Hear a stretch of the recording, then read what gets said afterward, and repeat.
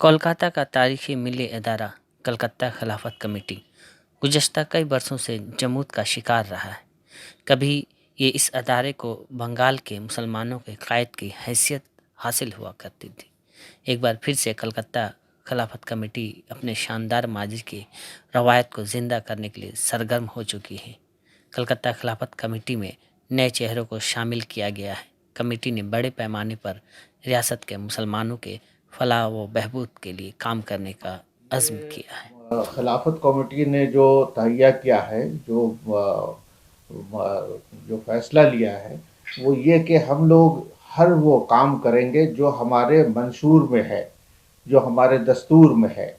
और खिलाफत में जो 13 तारीख को जो बात हुई वो ये कि हम लोग मोहल्ले मोहल्ले में और तमाम कस्बों में और तमाम इसके अंदर में जो शहर, पहले कलकत्ता शहर को देखेंगे, उसके बाद और मज़ाफ़ात में भी जाएंगे।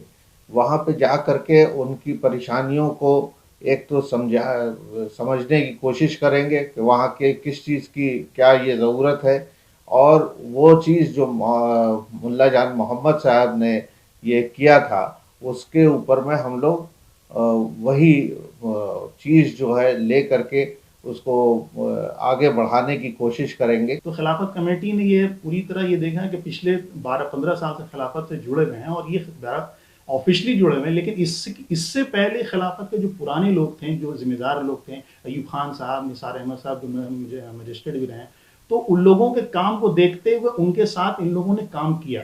तो खिलाफत ने देखा कि अब जो जगह की कमी है, तो ऐसे लोगों को अब बैठाया गया कि जो अदारे के साथ कौमियत में काम करते हुए हैं शुरू से। तो अभी जो हालात हो रहे हैं तो उसमें लोगों का सवाल होता है कि खिलाफत कुछ काम नहीं करती। ये दरअसल मैटर ये है कि खिलाफत जो है किसी चीज़ का प्रचार नहीं करती।